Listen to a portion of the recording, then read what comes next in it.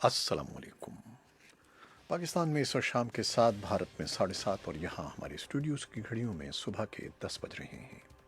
Voice of America Washington की Urdu service से हमारी बाकायदा नशरियात का आगाज़ होता है।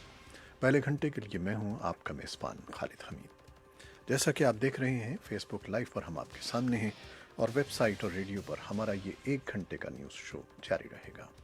तो आगाज़ करते हैं पहले आज की अहम खबरों की सुर्खियों से।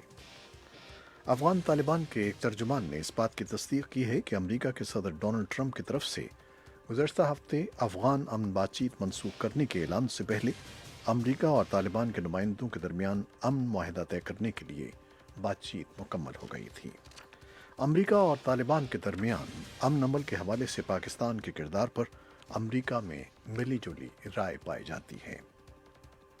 पाकिस्तान के वज़ीर आज़म इमरान खान ने कहा है कि कश्मीर में जो कुछ हो रहा है उसका नुकसान खुद भारत को ही होगा।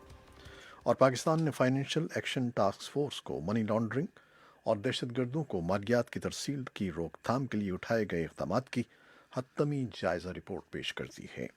इस रिपोर्ट की रोशनी में दहशतगर्दों की माली रोकथाम के लिए कायम आलमी तंजीम अक्टूबर में होने वाले अपने इजलास में पाकिस्तान को ग्रे लिस्ट से निकालने या ब्लैक लिस्ट में डालने का फैसला करेगी।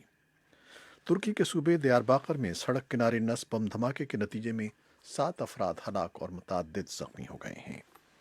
और अमेरिका के महकमा इंसाफ ने ऐलान किया है कि 9/11 हमलों में मुलव्वस मुबैना सऊदी शख्स के नाम का जल्द ऐलान कर दिया जाएगा। और इराक की हुकूमत ने कहा है कि दाइश से वाबस्ता कीमियाई और हयातियाती हथियार बनाने के माहिर एक खातून को उम्र कैद की सज़ा सुनाई गई है। और अमेरिका में डेमोक्रेटिक पार्टी के सदारती उम्मीदवारों का ह्यूस्टन में तीसरा मुबाहिसा मुनक़िद हुआ। इसमें हेल्थ केयर, इमिग्रेशन और खारजा पॉलिसी जैसे कलीदी मौज़ूआत पर गर्मा गर्म बहस हुई। ये थी शह सुर्खियाँ और तफसील कुछ देर के बाद।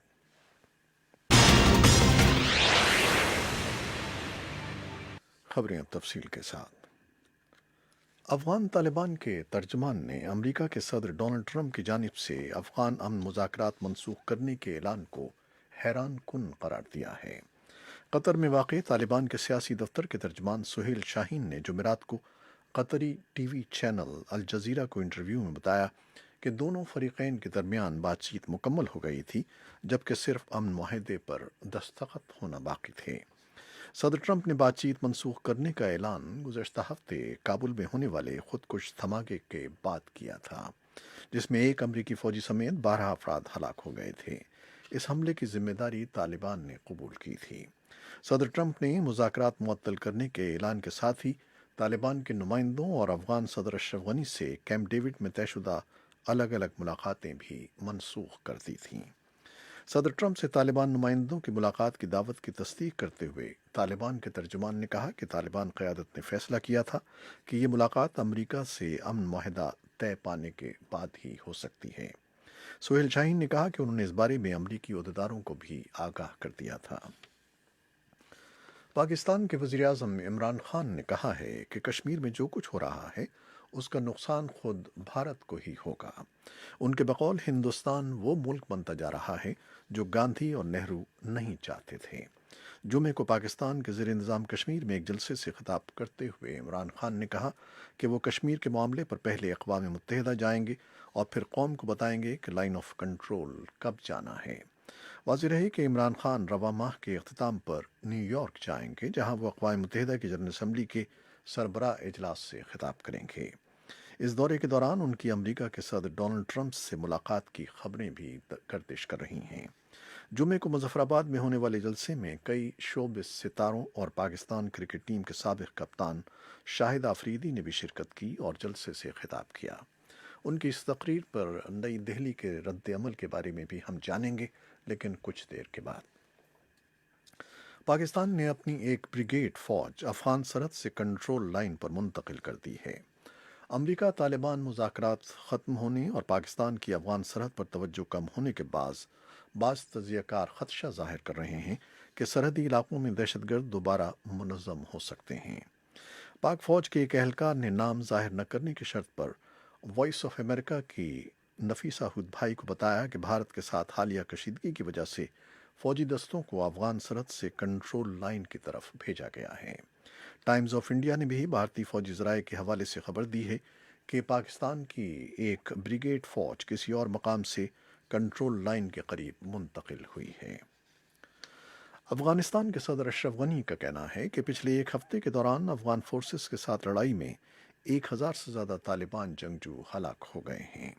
انہوں نے انسانی جانوں کے ضیاع کا ذمہ دار طالبان کو قرار دیا۔ انہوں نے کہا کہ افغانستان کے مختلف حصوں میں طالبان کی جنگی کارروائیاں اس سال میں چوتھی مرتبہ ہو رہی ہیں۔ پچھلی 3 جھڑپوں میں افغان فورسز نے انہیں شکست دی ہے اور موجودہ کارروائی میں انہیں ہزیمت اٹھانا پڑے گی۔ انہوں نے طالبان کو حکومت میں شامل ہونے کی پھر دعوت دی۔ وہ کابل میں اپنی انتخابی ریلی سے خطاب کر رہے تھے۔ صدر غنی نے انتخابات کو امن کی منزل قرار دیا اور افغان فورسز نے کابل اور شمال مشرقی صوبوں کی مرکزی شاہراہوں کو 12 روز کی بندش کے بعد کھول دیا ہے۔ بغلان صوبے کی شاہراہ پل خمری پر طالبان کی کارروائیوں کے بعد یہ سڑک بند کر دی گئی تھی۔ وزارت دفاع کے ترجمان روح اللہ احمد زئی نے بتایا کہ افغان فورسز نے گزشتہ رات کی ایک کارروائی کے بعد بغلان قندس شاہراہ کو بھی کھول دیا ہے۔ طالبان نے پچھلے 2 ہفتے میں شمالی اور شمال مشرقی صوبوں میں کئی حملے کیے تھے اور تخار صوبے کے 3 ضلعوں اور قندس صوبے کے 1 ضلع پر قبضہ کر لیا تھا، لیکن بدخشاں صوبے کے تینوں ضلع ان کے ہاتھ سے نکل گئے ہیں۔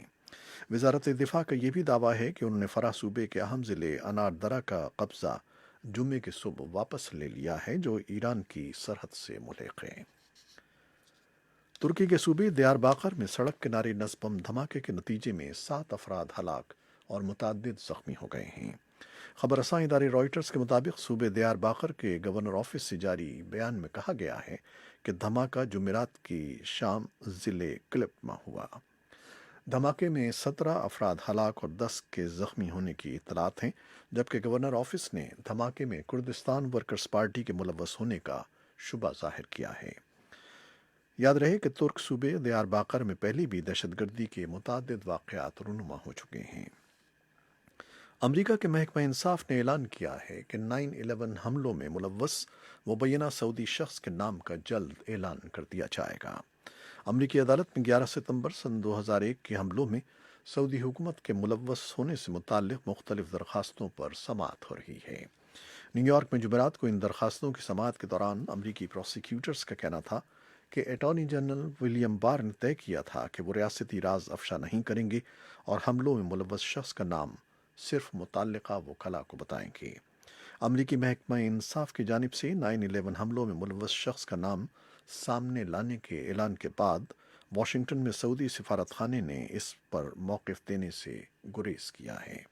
سعودی حکومت کی طرف سے ان حملوں میں ملوث ہونے کی تردید کی جاتی رہی ہے۔ عراق کی حکومت نے کہا ہے کہ داعش سے وابستہ کیمیائی اور حیاتیاتی ہتھیار بنانے کی ماہر ایک خاتون کو عمر قید کی سزا سنائی گئی ہے۔ وزارت داخلہ کی جانب سے جاری تفصیلات کے بعد ابرار القبائسی نامی خاتون داعش کے کیمیائی اور حیاتیاتی ہتھیار بنانے والی ٹیم کا اہم حصہ تھیں۔ ہتھیار بنانے کے لیے تحقیق میں انہوں نے اہم کردار ادا کیا تھا۔ عراق کے خفیہ ادارے فیلکن انٹیلیجنس سیل نے خاتون کی گرفتاری کے حوالے سے کسی قسم کی تفصیلات جاری نہیں کی ہیں، تاہم یہ کہا گیا ہے کہ ان کو ایک آپریشن کے دوران کچھ عرصے قبل حراست میں لے لیا گیا تھا۔ اسرائیل کے وزیر اعظم بنیامن نیتن یاہو نے نیوز ویب سائٹ پولیٹیکو کی اس خبر کو مسترد کیا ہے کہ اسرائیل نے وائٹ ہاؤس کے قریب جاسوسی کے آلات نصب کیے تھے۔ انہوں نے اسے من گھڑت خبر قرار دیا ہے۔ امریکی دارالحکومت واشنگٹن میں اسرائیلی سفارت خانے کے ترجمان نے وائس آف امریکہ سے بات کرتے ہوئے ویب سائٹ پولیٹیکو کی اس خبر کو مسترد کیا ہے۔ ان کا کہنا تھا کہ اسرائیل امریکہ میں جاسوسی کی کارروائیاں نہیں کرتا۔ سعودی شہزادی حفصہ بن سلمان ال سعود کو پیرس میں ایک کاریگر کو اپنے محافظ رانی سعیدی کے ہاتھوں تشدد کروانے کے الزام میں مجرم قرار دیا گیا ہے۔ امریکی ٹی وی چینل CNN کی رپورٹ کے مطابق حفصہ بن سلمان ال سعود سعودی عرب کے ولی عہد شہزادہ محمد بن سلمان کی بہن ہیں۔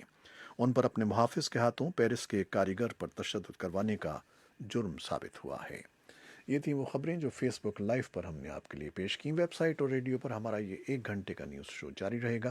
ہمارے ساتھ رہیے گا۔ کیمرامین فواد الیاس کے ساتھ فیس بک لائیو سے اجازت چاہتے ہیں۔ اللہ حافظ۔